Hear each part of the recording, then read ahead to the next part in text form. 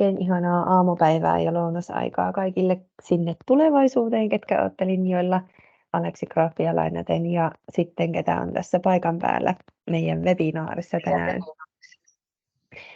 Meillä on tänään siis aiheena motivaatio ja keskustellaan siitä lähinnä sen kautta, että miksi se on tärkeää ja miten sitä voisi ylläpitää.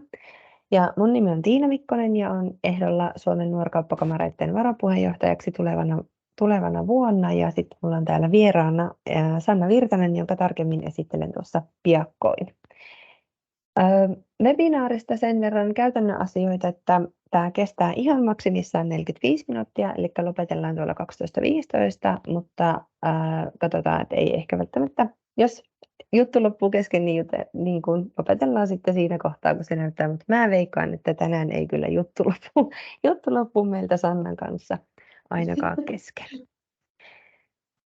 Minkä takia mä halusin ottaa tähän Tindetuurille mukaan tämän motivaation aiheena, niin on se, että meillä on aika paljon tässä viime vuosien aikana puhuttu siitä, että kamari ei saa olla toinen työ ja se ei saa olla kuormittavaa, vaan se pitää olla hauskaa ja mielenkiintoista. Ja mä ajattelen, että yksi iso vaikuttava tekijä siihen, että tuleeko siitä kamaristoiminnasta semmoinen toinen työ tai taakka, niin on se oma motivaatio ja sen ylläpitäminen. Että osataanko me hakeutua kamaritoiminnassa semmoisiin rooleihin tai tekemisen paikkoihin, jotka ruokkii sitä meidän motivaatiota, vai alkaako ne olla semmoisia just, että ei niin paljon kiinnosta, jolloin se tekeminenkin kääntyy vähän niin kuin itsensä vastaan. Toinen syy sitten, minkä takia nimenomaan just tässä varapuheenjohtaja-ehdokasroolissa halusin tämän motivaation nostaa, niin ajattelen, että niin paikallisalue kuin kansallisellakin tasolla ne viran tekijät on hyvin tärkeässä roolissa sen motivaation ylläpitämiseksi. Eli paikallispuheenjohtaja omalla toiminnallaan ja hallitustyöskentelyllä motivoi sitä jäsenistöä, sama sitten aluetiimi sitä alueorganisaatiota ja niiden jäseniä, ja sitten kansallinen taso taas sitten koko Suomeen ja näin edespäin. Ja jos me virassa olijat ei olla ihan vakuuttuneita tai tietoisia siitä, että mikä meidän omaa motivaatiota boostaa, tai sitten jos meiltä työkalupakista puuttuu niitä keinoja, millä sitä toisen motivaatio ylläpitää, niin sitten se jäsenten aktivointi voi olla vähän haasteellista. Ja NP-polkua ajatellen, niin näen, että se on kaikkien 3 vuoden juttu, se motivaation ylläpitäminen ja säilyttäminen, mutta sitten kun päästään sinne NPP-rooliin, eli ollaankin siellä talent poolissa ja mentoroimassa meidän tulevaisuuden loistavia tähtiä, niin siellä se motivoinnin ymmärrys ja aspekti on vieläkin tärkeämpää, että osataan pointata niitä juttuja, mitkä motivoi sitä hakijaa ja pystytään sitten mahdollisesti ohjaamaan niille poluille, joissa se motivaatio olisi niin kuin korkeimmillaan ja säilyisi. Mulla itsellä on aika kova moti tehdä tätä NP-polkua ja siksi olen jo toista vuotta ehdokkaana tähän hommaan ja olen huomannut, että mulla on sekä semmoisia sisäisiä motivaatiotekijöitä, mutta sitten myös ulkoisia, että on omaa tahtoa kehittyä ja hakea niitä kasvun paikkoja edelleen, mutta sitten myös on halu antaa omasta osaamisesta myös muille ja olla siinä osana yhteisöä ja tiimiä. Eli niillä pohjustuksilla, niin, että miksi tänään puhutaan nimenomaan motivaatiosta. Ja tosissaan minulla on täällä vieraana ihana energinen yrittäjä ja urajumien avaaja Sanna Virtanen tuolta Oulun Tervaporvarien kamarista. Ja haluaisitko Sanna tähän kohtaan kertoa muutaman sanan itsestäsi?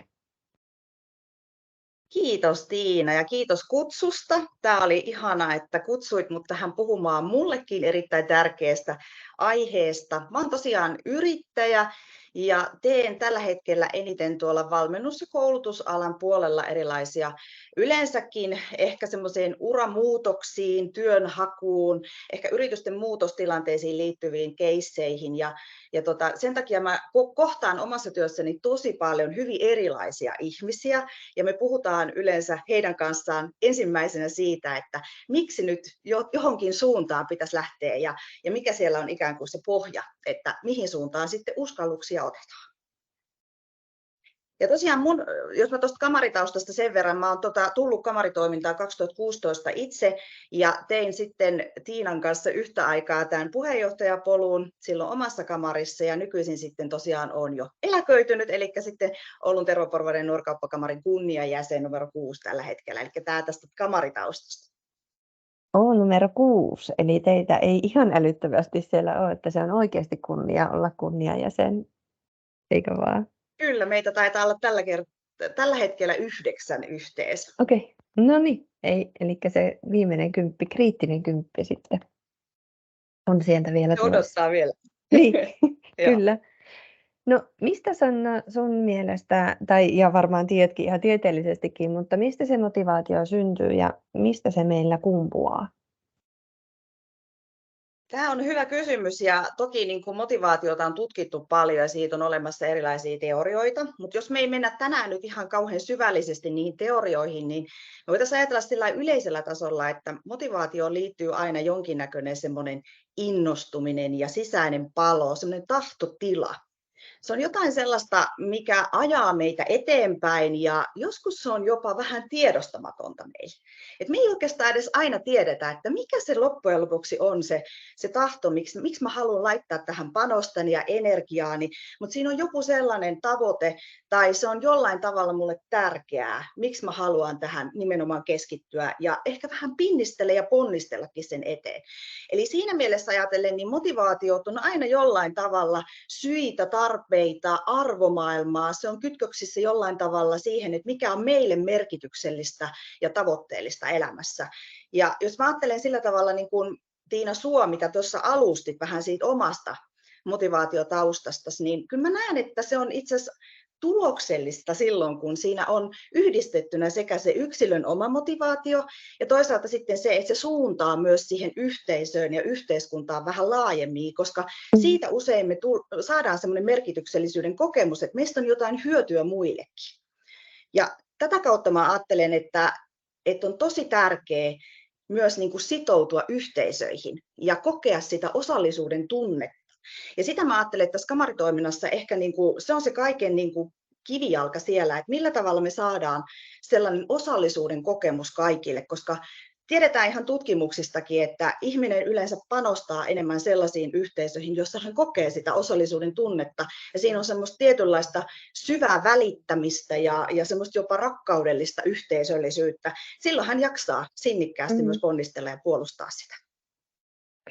Joo, tuo merkityksellisyyden tunne ja toi tavoitteidenkin niin kuin asettaminen niin linkittyy myös aika paljon sinne itsensä johtamiseen, mistä muutama viikko sitten Satu Kontion kanssa puhuttiin, että silloin yleensä niin kuin, kun se on merkityksellistä ja siellä on joku tavoite ja tämmöinen, niin kuin, että se tunnepuolista asiaa kohtaan on niin kuin hyvä, niin sitten niin kuin jaksaa nähdä ne nimenomaan ne hyvät puolet, eikä ajatus käynyt ikään kuin siihen negatioon, että vaikka se hetkittäin olisikin vähän raskasta, niin sitten ei kuitenkaan niin kuin ikään kuin vaivu synkkyyteen, vaan jaksaa sillä ilolla, että no hei, kohta helpottaa.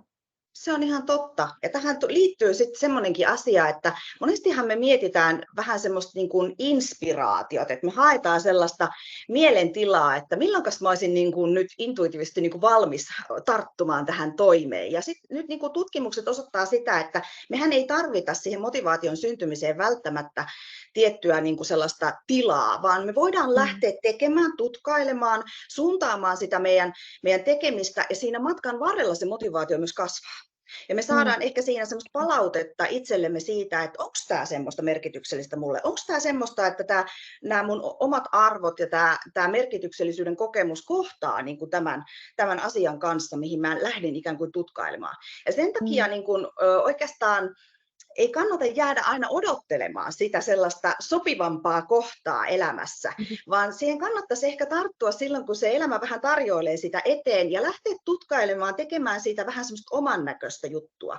Ja tässä on niin kuin hirveän tärkeässä osassa sitten, niin kuin Tiina toit esiin, että millä tavalla sitten se ympäristö tukee sitä, millä tavalla sä saat kannustusta ja sitä nimenomaan semmoista innostumista sieltä niin kuin ympäriltäsi ja onko sä niin kuin ympäröinyt itsesi niiden oikeiden tyyppien äärelle, jotka myös osaa kannatella sua, koska ihan varmasti siellä tulee matkan varrella jotain kuoppia tai jotain mutkia matkaan, ja se meidän alkuinnostus usein jossain kohtaa kuitenkin kokee sen ensimmäisen notkahduksen, ja siellä tulee ehkä jotain pettymyksiä, ja silloinhan se justiin punnitaan se sun motivaatio, että jaksatko sä pinnistellä, jaksatko sä lähteä sitä silti jatkamaan, ja siihen usein me tarvitaan toisen tsemppi.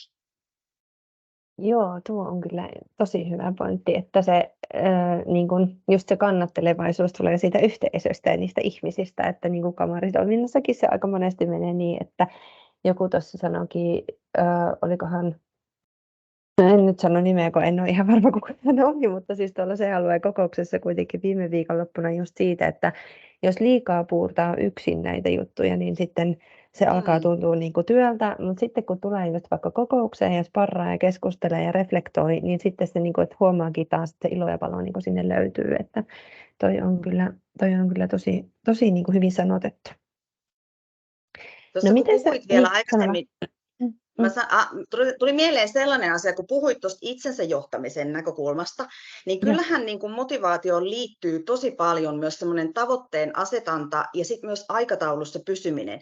Ja kaikkihan me tiedetään, että semmoinen pikkupakko kautta tuska siitä, että deadline on tulossa, niin kyllähän se on aika hyvä inspiraation lähteä ja motivoi meitä myös siihen pinnistelyyn, että ajattelen sillä tavalla jotenkin tietyllä tavalla, jos mennään vähän karkeasti, että me tarvitaan motivaation toisaalta joku semmoinen aivan mieletön niin kuin, semmoinen ihana olotila siitä, että tämä palkitsee meitä ja siinä on joku sellainen mitä kohti me halutaan, se ei ole ihan semmoista tasasta.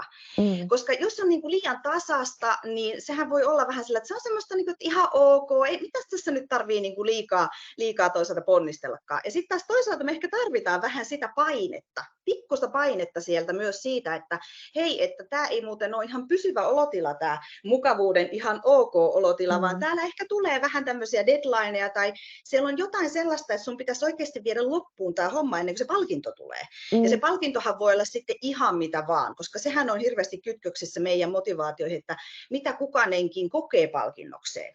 Kyllä. Ja tämä on niinku sellaisia, mitä sit ehkä siellä ympäristössä myös voidaan ottaa huomioon siinä, kun me lähdetään motivoimaan ihmisiä. Että me tunnistetaan näitä tekijöitä, jotka on niille yksilöille niitä palkintoja ja sitä semmoista, mikä siellä maalissa odottaa. Ja tässä on ihan hirveän tärkeää oikeasti niinku pureutua sen ihmisen itsetuntemukseen ja siihen, että ymmärtää myös se, että meillä on oikeasti erilaisia motivaatiotekijöitä. Me ollaan erilaisia tässä. Ja se, mikä motivoi vaikka Tiina sua, niin ei motivoikaan välttämättä vaikka sun omassa kamarissa kaikkia. Ja se niin on ihan ok ja fine. Mutta se pitääkin ehkä löytää se, että millä tavalla me pystyttäisiin löytämään jokaiselle vähän niitä yksilöllisiä motivaatiotekijöitä ja toisaalta sitten myöskin esimerkiksi sitä vähän palkintoa, että mikä siellä sitten palkitsee lopulta, mikä saa mut pinnistelemään. Joo, tuo onkin hyvä näkökulma siihen myös, että just pitää sitten pystyä niinku reflektoimaan sitä, just tätä, että mikä toimii mulla, niin ei toimi kaikilla. Ja sitten mitä useimmin puheenjohtajien kanssa vaikka juttelee, niin sitten se liittyy myös siihen, että mulla on motivaatio käyttää tähän paljon aikaa tai niin kuin vaikka koko elämäni, mutta sitten kaikki ei välttämättä halua käyttää niin kuin 14 tuntia päivästä tekemään niin kuin kamaritoimintaa. Ja silti ne molemmat tavat on ihan yhtä hyviä. Ja sitten kun seuraava kysymys olisikin ollut toi, että mitä asioita kamaritoiminnassa tulisi huomioida, jotta se ylläpitää ja kannustaa siihen motivaatioon, niin mainitsitkin tuon tunnistamisen ja just sen, että mikä sitä motivoi. Eli olisiko sitten hyvä kikka esimerkiksi nyt, jos TP:nä vaikka tätä kuuntelee, niin että keskustelisi niiden tulevien hallituslaisten kanssa siitä, että mitä he niin kuin kokee, että miten heitä voisi niin kuin, että sitä yksilöjohtamista vähän niin kuin sinne sekaan. Toi on tosi hyvä, ja jos vaan siihen on aikaa, niin ehdottomasti se kannattaa ottaa semmoiset one-to-one keskustelut ihan myöskin. Ihan oikeasti siinä mielessä, että useinhan välttämättä me kaikki yksilöinäkään ei ihan tunnisteta näitä ennen kuin joku vähän peilaa meille. Eli siinähän voi olla semmoinenkin tilanne, että kamaritoiminta on lähtenyt semmoisessa innostuksen puustissa ja sitten ehkä vähän sillä, että no kun täällä oli mun näitä kavereita ja ystäviä ja totta kai mä tänne tulin. Sitten kuitenkin niin kuin jossain vaiheessa vähän niin kuin silleen, että niin hetki, niin mitäs mä nyt täällä oikein niin kuin tekisin tai jäänkö vähän tänne taustalle sitten kuitenkin. Ennen kuin sitten oikeasti niin kuin joku vähän koppaa ja että hei, et jutellaan tästä nyt ihan oikeasti, että mitä tämä kamaritoiminta sulle antaisi ja miten sä pystyisit liittämään tämän siihen muuhun elämääsi. Ja niin, että siitä tulisi semmoista mielekästä, just nimenomaan sun omia niin kuin niitä motivaatiotekijöitä tukevaa. Ja se keskustelu tietysti auttaa tosi paljon, mutta varmaan ihan sitten semmoisia niin kuin siinä matkan varrella myös semmoisia pysäkkejä. Et mä aina ajattelen sillä tavalla, että se ei riitä, että sä alkuun otat semmoisen motivaatio-tsemppauspuheen ja jotenkin siihen, että hei, että tässähän me lähdetään nyt ja sulla on tiedossa, että mitä sun pitää tehdä.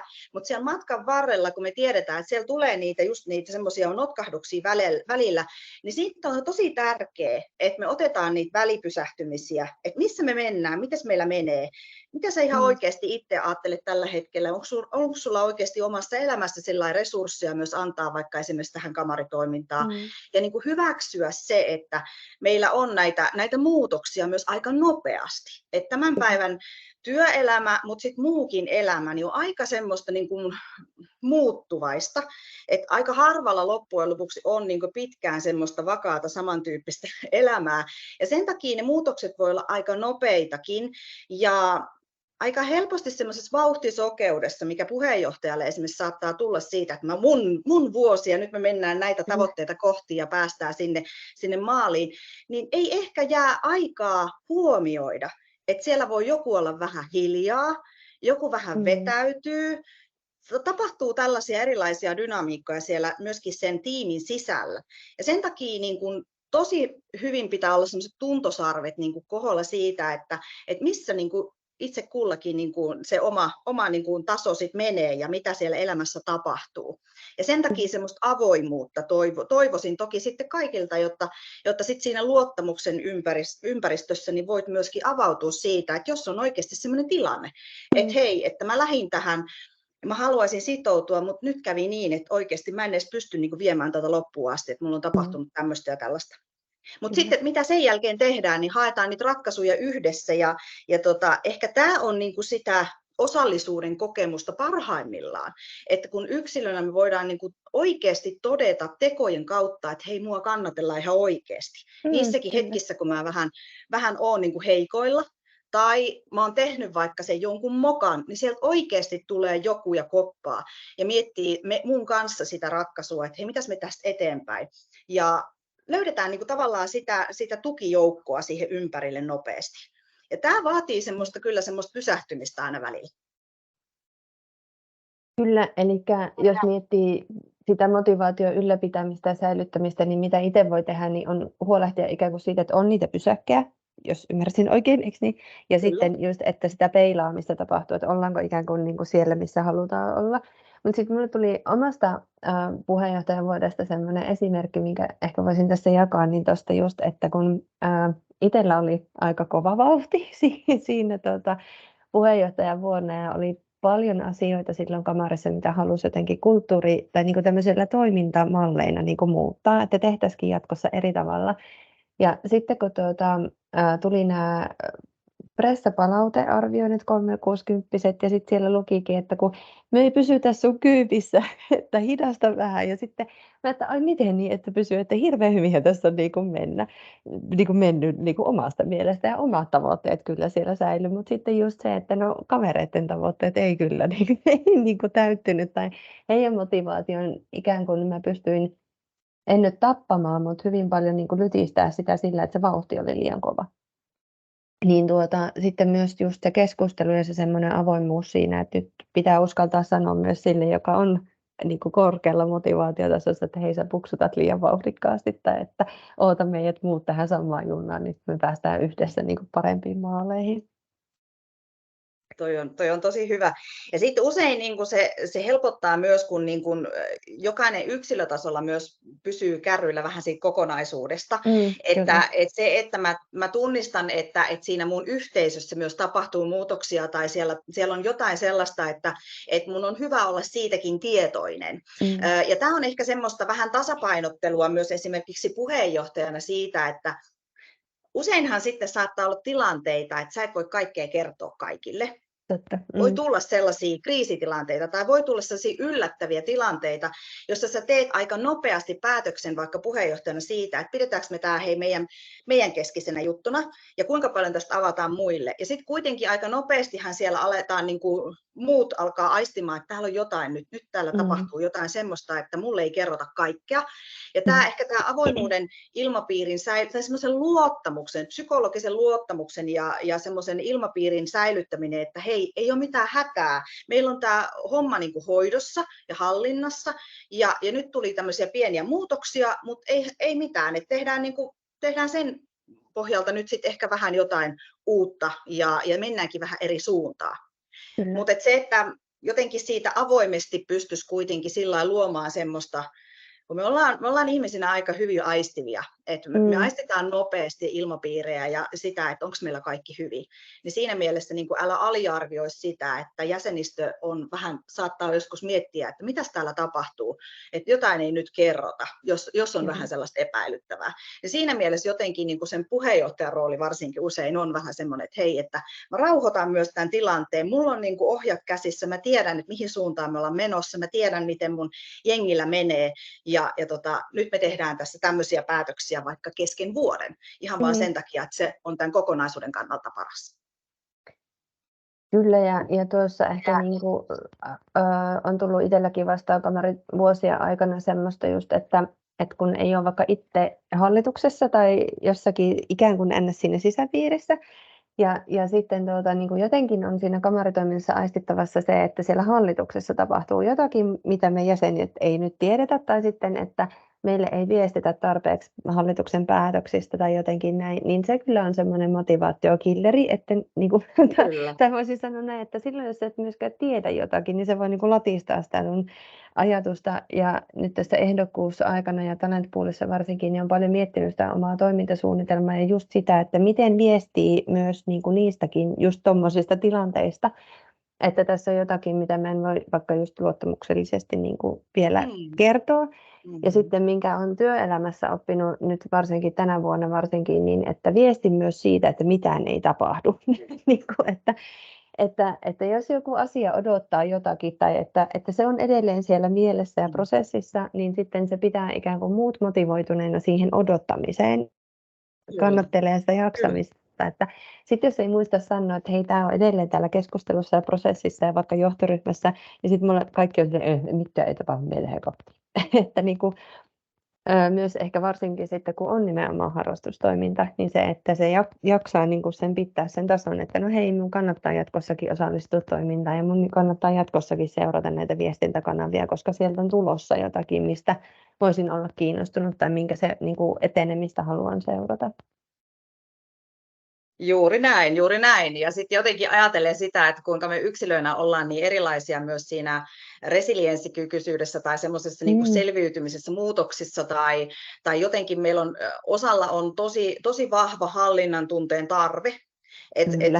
Se, että me pystytään ennakoimaan hyvissä ajoin asioita ja sitten osa on vähän ehkä suurpiirteisempi ja semmoinen, että heittäydytään tähän nyt vähän tällä, että mitäs tässä nyt väliä. Mutta se on silleen, jos on vaikka puheenjohtajana tämmöinen hyvin suurpiirtein, että no ei kannetaan, kato seikkailun mennä vaan eteenpäin, niin se, joka on sun hallituksessa ja se on sitten oikeasti siinä sellainen, joka tarvii sen ennakoinnin ja saattaa olla esimerkiksi paletilla todella paljon omassa henkilökohtaisessa elämässä kaikenlaista muutakin kuin se kamaritoiminta, niin hän ei todellakaan ja odottelemaan sitä, että no milloinkas tässä nyt sitten tehtäisiin jotain päätöksiä tai mikä sellainen tuuli tällä kertaa on.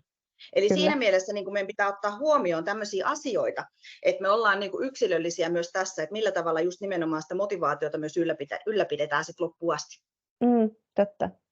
Eli just semmoiset niin kamareiden kick-offit vuoteen ja kaikki semmoiset, niin ei ole pelkästään niiden asioiden takia tärkeitä, vaan niin kuin just senkin takia tärkeää, että opitaan tunnistamaan niitä toisten niin kuin, tahtotiloja ja just tämmöistä, niin kuin, että mitkä ne on ne motivaation ylläpitäjät ja tappajat ja kaikkea tälleen, että opittaisiin oikeasti tuntea toisiaan. No tässä on jo aika monta semmoisia ihan käytännönkin asioita tullut ja paljon semmoisia käsitteitä, jotka linkittyy motivaatio on just itsensä johtaminen, resilienssi ja kaikki tämmöiset tavoiteasettelut ja muuta, mutta sitten olisi vielä kiva keskustella siitä, että onko nyt vielä näiden lisäksi jotakin semmoisia kikkakakkosia, joilla saisi aktivoitua niitä jäseniä, jotka on ehkä ollut vuoden tai 2 tai vähän semmoisia, me puhutaan joskus nukkuvista jäsenistä, niin että miten heidän sitä motivaatiota voisi herätellä? No, tämä on varmaan semmoinen 1000 taalan kysymys, mitä ehkä jokaisessa kamarissa siitä mietitään, ja en tiedä, onko siihen mitään semmoista reseptiä olemassakaan, mutta että ensinnäkin niin kuin kohdataan oikeasti, ja ihan vaikka tulee se soitto tai joku muu semmoinen, että hei, lähdetäänkö käymään kahvilla, että yleensä semmoisessa rennommassa keskustelutilanteessa ehkä nousee myös semmoisia asioita, mitä ei sitten muuten siellä kamarin virallisissa tapahtumissa tai kokouksissa tai muuten sitten kanavissa tuu ehkä sanottuakaan, mutta sitten semmoisessa rennommassa tilanteessa niin me opitaan nimenomaan sitä ehkä muutakin elämää, mitä sille ihmiselle niin kuuluu. Uskokaa pois, joillakin on muutakin elämää kuin tämä kamarielämä, niin siinä mielessä ehkä ajatellen, niin sieltä saattaisi tulla jotain semmoisia vähän uusia, voidaan sanoa ehkä jopa heikoiksi signaaleiksi, että siellä saattaa tulla vähän semmoisia toiveita tai ilmaan heitetään jotain semmoista, mitä ei ole ehkä uskaltanut vielä jossain muussa yhteydessä sanoakaan. Ja ne voikin olla ihan kultaakin arvokkaampia sitten taas ideoina ja viedä eteenpäin. Ja nehän saattaa olla muutakin kuin sitä projekti- tai tapahtuma-ideointia. Se voi liittyä myös toimintatapojen kehittämiseen, viestintäkanavien kehittämiseen tai mihin tahansa muuhun tämmöiseen. Eli tavallaan niin kuin, meillä on usein kamaritoiminnassa tämmöisiä niin kuin kohtaamisia, missä me ideoidaanpa vähän niitä kaikkia projekteja, mitä me voitaisiin uutta tehdä, mutta sehän ei välttämättä aina tarvitsisi olla sitä kehittämistä. Että se voi olla myös jotain strategiaan liittyvää, se voi olla jotain muuta sellaista, niin kuin mitä me ylipäänsä siinä toimintatavoissamme haluttaisiin ehkä kehittää. Ja sen takia on niin kuin tosi tärkeää kuulla sekä niitä uusia tulijoita, jotka sinne meille on tulossa, mutta myöskin sitten niitä kokeneempia ja vähän niitä nukkuvampiakin, että no mikä siellä voisi olla semmoista toimintaa, joka niin kuin tässä elämäntilanteessa häntä innostaisi mukaan. Ja voisiko se olla vaikka vain joku pienikin juttu, missä on mukana, koska voi olla myös, että tällä nukkuvalla jäsenellä saattaa olla vähän sellainen olo, että nyt jos minä sanon, että minäpä voisin alkaa tekemään jotain, niin kohta mä humpsahdan semmoiseen, että mä oon niin kuin tätä myöten täynnä kaikkea, koska sitten tavallaan aletaankin vetämään niin vahvasti joka narusta. Niin voi olla semmoinen kynnys myös sanoa sitä, että mä voisin tehdä jotain. Mutta jos me pidettäisiin se semmoisena mahiksena, että voi tehdä myös jonkun ihan pikkiriikkisen jutun. Että sä voit tehdä niin kuin sen vuoden aikana joskus vaikka ihan vaan jonkun pienen asian ja kokea sitä osallisuutta, olla mukana edelleen ja jotenkin niin kuin ehkä tulla osaksi sitä omaa yhteisöä sillä pienellä panostuksella. Ja sitten voi olla, että se tuleekin seuraavana vuonna se elämäntilanne, kun mä voinkin antaa itsestäni vähän enemmän. Mutta jos me ei koskaan huomioida niitä heikkoja signaaleja tai niitä pieniäkin tekoja, niin me kadotetaan ehkä kokonaan se jäsen. Tuo on kyllä ihan totta. Ja jotenkin sitten mä oon ainakin itse huomannut, että monesti me puhutaan silleen, että voit tehdä vaan just niin kuin pienen palasen, mutta sitten ei ole tarpeeksi niin kuin ehkä avattu, että mikä se on se pieni palanen, jolloin sitten jos se voi just hienosti kuvasit, että se humpsahtaakin, että sitten ikään kuin jos tehdään toimintaa tai varsinkin vaikka kokouksia järjestetään tai jotakin tämmöisiä pitkiä isoja projekteja, niin oikeasti palastella ne auki, että mitä täskejä siellä on ja että siellä voit valita tästä viestintätäskeistä vaikka 3, että sä teet niin kuin vaikka matskut ja sitten suunnittelet logon ja sitten sä häviät siitä ikään kuin. Kyllä, tai niin kuin näin, tai tulet sitten takaisin, kun sulla on niin kuin taas, että hei nyt mulla olisi niin kuin into tähänkin. Ja tuosta ihmisten kuulemisestahan me ei kyllä päästä yhtään mihinkään, että se jotenkin sekä vaikuttavuudessa että itsensä johtamisessa että niin kuin motivaatiossa, että se kaikki lähtee siitä just siitä kohtaamisesta ja siitä ajan niin kuin jotenkin antamisesta. Mä muistan, että teidän kamarissa ja Terviksissä niin oli Timon pressavuonna, mä en muista mitä Timo oli pressa, mutta että hänellä oli tämmöiset, Timo Huotarista siis puhun, niin timpan turinat, eikö vaan? Ja muistelen, Kyllä. että hän kohtasi, oliko jopa niin, että kaikki jäsenet turisi läpi. Kyllä. Itse asiassa hän aloitti tämän DP-vuonnaan. Ei Aivan. olisi varmaan ollut muuten mahdollisuutta. Eli hän kiersi kaikki jäsenet, kunniajäsenet, senaattorit ja koejäsenet one-to-one keskusteluilla. Okei, Eli siinä aika on makea. aikamoinen urakka, mutta hän aloitti sen DP-vuonnaan ihan sen takia, että hän osaa sen oman pressavuotensa sitten rakentaa osallisuutena kaikille jäsenille. Ja nimenomaan semmoiseen heimolaisuuteen perustuen. Ja ei muuta kuin voi hattua nostaa Timolle, että hän käytti siihen omaa resurssiaan niin paljon, mutta se oli varmasti aika merkittävä juttu myös koko meidän kamarille, koska se oli ehkä sellainen hetki, kun oikeasti aidosti kaikkia kuultiin ja otettiin ja napattiin niin, että hei, nyt mä otan sua hihasta, käydäänkö kahvilla, käydäänkö kävelemässä, mitä sä haluaisit, missä me kohdattaisiin ja hei, jutellaan vähän, että mitä sulle kuuluu oikeasti. Et siinä mielessä, jos tämmöiselle vaan on aikaa ja resurssia, ja ehkä se ei yhdelle ihmiselle ole aina ihan mahdollista, mutta että just tällaisia tiimejä myös siihen sitten, tai onko se sitä kummitoimintaa, tai mitä se sitten voisi olla, jotta sitten saataisiin ehkä useamman kesken myös sitä vähän sitä tietoa leviämään. Ja useinhan voi olla niinkin, että me koetaan joku tietty henkilö meille läheisemmäksi kuin joku toinen, ja jos vaikka meille on nimetty kamarikummi, ja jostain syystä vaikka me ei koetakaan yksilöinä, että mä nyt ehkä ihan tälle ihmiselle kaikkea pystynkään kertomaan syystä tai toisesta, niin sitten voikin olla, että joku toinen henkilö voisikin olla semmoinen hänelle helposti lähestyttävä, jolle sitten voisikin kertoa niitä juttuja. Eli myöskin pidettäisiin vähän semmoista avoimuutta siitä, että se ei ole yhden ihmisen varassa toisaalta. Meillä se oli hyvä tuuri, että se sattui olemaan juuri Timppa, koska kukapa ei Timpan kanssa tulisi toimeen.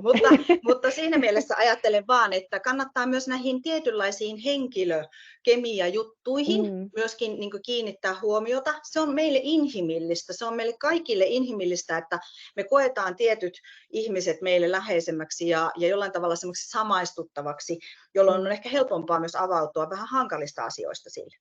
Sitten yksi asia, mikä mulla tuli mieleen vielä tähän yhteisöllisyyteen ja osallisuuteen liittyen, mikä voi liittyä myös aika vahvasti motivaatiotekijöihin, niin on se, että kuinka paljon oman kamarin sisällä kilpaillaan. Eli tämmöiset kilpailutilanteet kamaritoiminnassa usein perustellaan sillä, meillä on paljon kilpailuja kamaritoiminnassa, ja sinäkin olet, Tiina, nyt tällä hetkellä kilpailutilanteessa. 4 vuotta putkeen. Kyllä, tässä on puolensa ja puolensa. Ja oman kamarin sisällä, kun lähdetään vaikka kilpailemaan, niin mietipä se heimo joutuu tekemään valinnan, että kumman tai kenen puolelle mä menen. Se ei ole kaikille oikeasti helppoa. Ja on varmasti semmoisia tilanteita, että osa haluaisi jättäytyä vaikka kokonaan äänestyksestä poistaa, että mä en halua ottaa kantaa, koska mä oon kummankin puolella, tai että mä en halua, että meille tulee tämmöistä että me sen yhteisön sisällä jotenkin aletaan kilpailemaan jotenkin semmoisissa kuppikunnissa. Eli kiinnittäkää huomiota siihen, että joskus nämä kilpailujutut ei ole kaikille motivoivia juttuja. Mä tiedän ja tiedostan sen, että se on aika monelle semmoinen, joka puustaa tekemään parhaansa ja sitä vähän kaivataankin siihen omaan kehittymiseen, mutta se ei ole kaikille. Ja meidän pitää ottaa huomioon tämä sitten hyvin vakavasti, että se tietyllä tavalla myös aina sitä yhteisöllisyyttä murentaa. Kyllä. Eli sitten pitää olla joku semmoinen keino, millä se taas yhteen kootaan esimerkiksi tämmöisten kilpailutilanteiden jälkeen.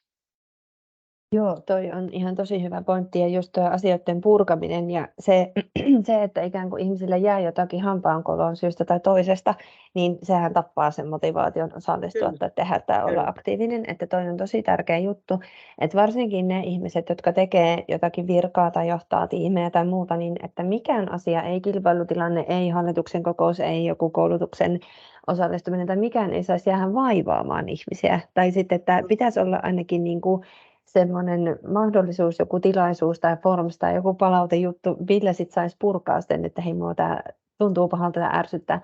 Ja siihen liittyy kyllä vielä vahvasti just toi, mitä sanoit tuossa aiemmin noista henkilökemioista, että aina se ei ole se tyyppi, jota vastaan vaikka kilpailet, niin ei ole välttämättä myöskään ehkä sun siis suosikkityyppi ihmisenä, jolloin siihen voi tulla tosi raadollisiakin piirteitä siihen kisaan. Kyllä, se voi mennä vaikka henkilökohtaisuuksiin tai jotakin siis tällaista, että sitten ne, ketkä niin kun on virkansa puolesta siinä vielä katsomassa, että kamaritoiminta pysyy semmoisena terveenä ja hyvähenkisenä, niin heillä on aika merkittävä rooli sitten myös pitää linjassaan ne kisailut, että missä kisaillaan, mistä Kyllä, puhutaan, kun kisaillaan ja näin edespäin. Että kyllä, erittäin kyllä. hyvä pointti kyllä. Joo, tässä kohtaa haluaisin meidän ihania läsnäolijoita ja yleisöä muistuttaa, että jos teillä on jotakin asioita, niin mitä haluatte kysyä tai kommentoida meiltä, niin meillä on tästä 10 minuuttia vielä aikaa, niin saatte sieltä ihan vapaasti avata mikkiä tai kirjoittaa sitten tuonne chatboxiin, niin kuin Assi on kirjoittanut, eli että on supertärkeää kilpailutilanteiden jälkeen päästä nopeasti purkaa tilannetta. Ja nyt meillä on Talent Poolissakin tosi kivaa ollut se, että siinä niin kuin vaikka GA tai jonkun jälkeen, niin on heti mahdollisuus keskustella se oman mentorin kanssa tai sitten jonkun, ketä haluaa. Että siellä on hyvin nyt viime vuosina ruvettu ottaa koppia myös siitä, että kun näitä vaaleja ilahduttavaa kyllä on, eli halutaan olla aktiivisia ja joka tasolla, että sekä alueella että sitten kansallisella ja näin päin pois, niin sitten siellä on niitä kopinottajia. Joo, mikähän mulla oli joku ajatus vielä tuosta yksilötasosta ja joo, niin siitä, että näitä kannattaa kysyä aina niin kuin virkaa aiemmin hoitaneiltakin näitä motivaatiokikkoja ja tämmöisiä just, että mitä on mahdollisuuksia, että toi Timpan esimerkki siitä, että hän on kohdannut, niin on hyvin sille ääripää siinä niin kuin parasta mahdollista kohtaamista, mitä voi olla.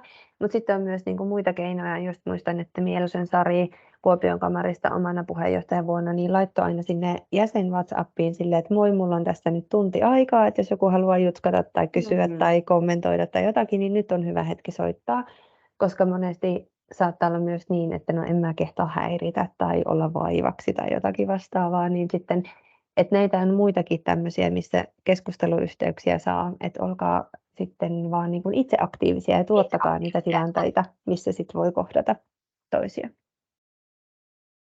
Mutta olisiko meidän yleisössä kyssäreitä, kommentteja, nostoja, mitä tahansa? Nyt on loistava tilaisuus myös hyödyntää Sannan osaamista. Sini, ole hyvä.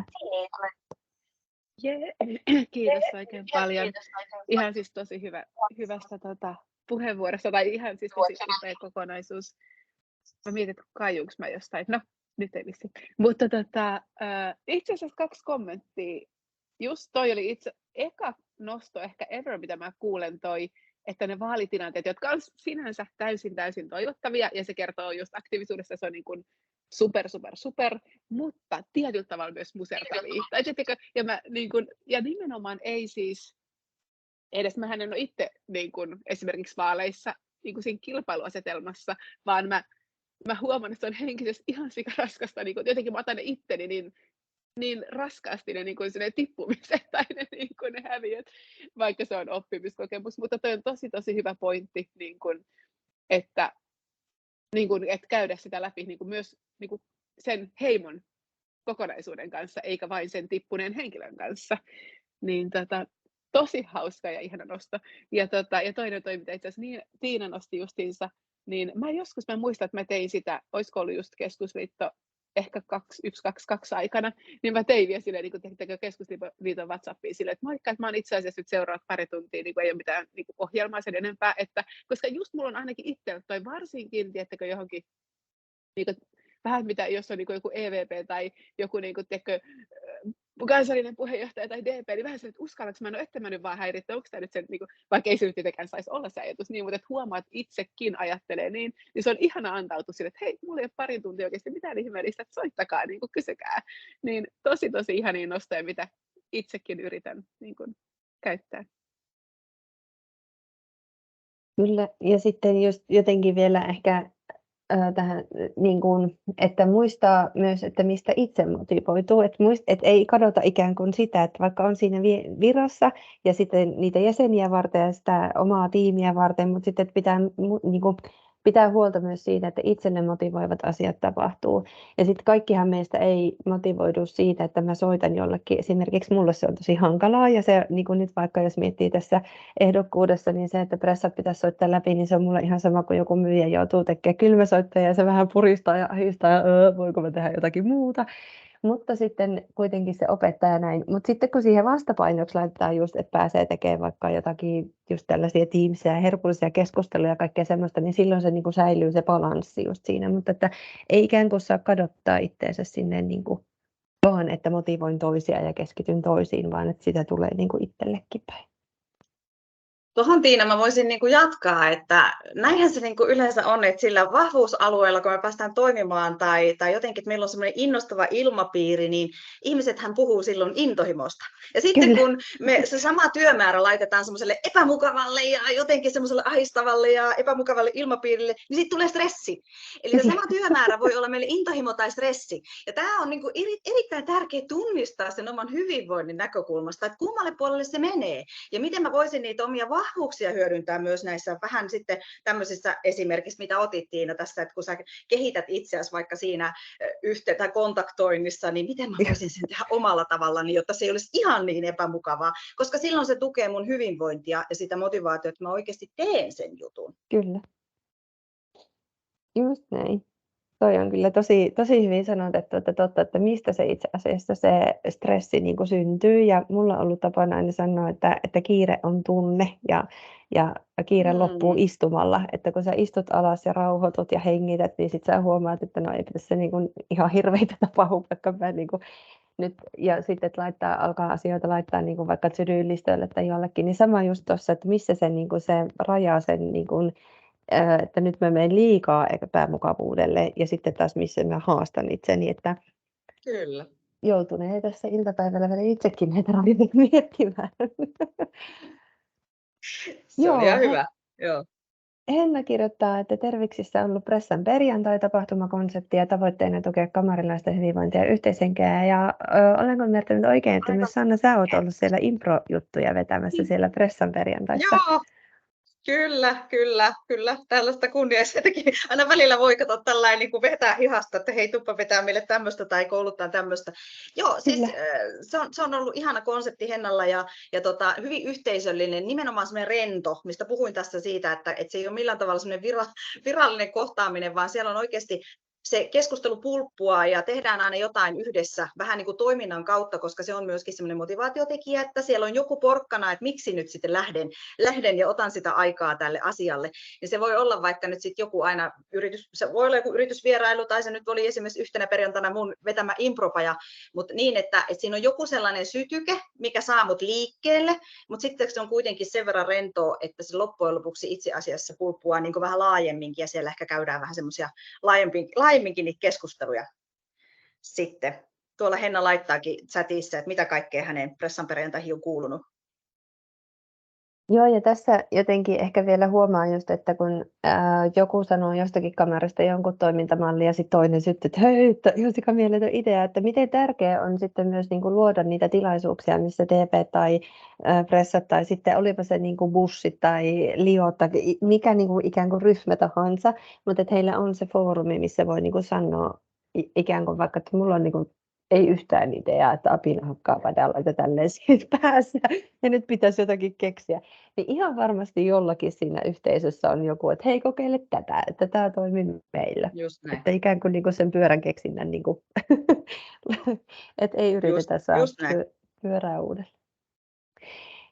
Sellainen juttu, minkä mä tähän loppuun ajattelin, että mä voisin niin kuin kiteyttää vähän siihen liittyen, että miksi nyt siis tähän motivaation äärellä niin kuin oikeasti ollaan ja miksi meidän pitäisi olla kiinnostuneita niitä muidenkin motivaatiosta. Ja on juuri tämä tämmöinen merkityksellisen elämän rakentaminen ja se merkityksellinen elämä on onnellisuutta. Kyllä. Me rakennetaan onnellisuutta tässä samalla, kun me rakennetaan kullekin semmoisia omia motivaatiotekijöitä tukevaa merkityksellistä kamaritoimintaa. Niin me ollaan aika isojen asioiden äärellä lopulta. Koska me saadaan sitä hyvinvointia, me voidaan silti vaikuttaa. Me ollaan vähän Tiina, niin kuin moni muukin kamarilainen, tämmöinen maailmanparantajatyyppi, että me jollain tavalla halutaan jättää itsestämme hyvän jälki maailmaan. Me halutaan jättää maailma parempaan kuntoon kuin mitä se oli silloin, kun me tultiin tänne. Ja se on niin kuin oikeasti meille merkityksellistä ja tuo meille onnellisuutta. Ihan loistavat päätössanat, voi että kiitos paljon Sanna. Mielelläni rupattelisin sinun kanssa toisetkin 45 minuuttia vielä tästä, mutta meidän yhteinen aika alkaa olla päätöksessään. Oikein lämmin kiitos kaikille, ketkä osallistui. tähän ja kiitos myös teille, ketkä siellä olette ehkä tallenteen äärellä tätä meidän keskustelua katsoneet. Ja uskallan Sannankin puolesta luvata, että jos on joku sellainen ajatus tai idea, mistä haluatte keskustella lisää, niin olkaa meihin ihan oikeasti yhteydessä, koska mielellään jutkataan näistä. Ja viimeiseksi Tindetour Teamsiksi, niin meillä on ensi viikolla projektit ja toiminta Teams, jossa mulla on sitten vieraana Business-festivaalin tämmöinen vähän niin kuin iskähahmo ja yrittäjä Markus Koskinen. Ja silloin jutellaan siitä, että miten kamaritoiminnasta, myös muusta kuin projekteista, mutta siis tässä Markuksen keississä on nimenomaan projektista tullut oma työpaikka. Ja mitä se toiminta ihan oikeasti vauhdittaa meidän työuria ja mitä sille kannattaa antaa, jotta se antaa sitten taas myös meille päin lisää, niin tulkaa linjoille myös 14.9. Ja näistä aikaisemmista Teamseista poiketen, niin se on sitten illalla eli kello 19. Mutta kiitoksia vielä kerran kaikille ja tässä kohtaa päätän tämän tallennuksen ja toivottelen oikein mukavaa, ihanaa alkanutta viikkoa teille kaikille. Moikka! Kiitos munkin puolesta. Moi moi! Moi moi! Kiitos.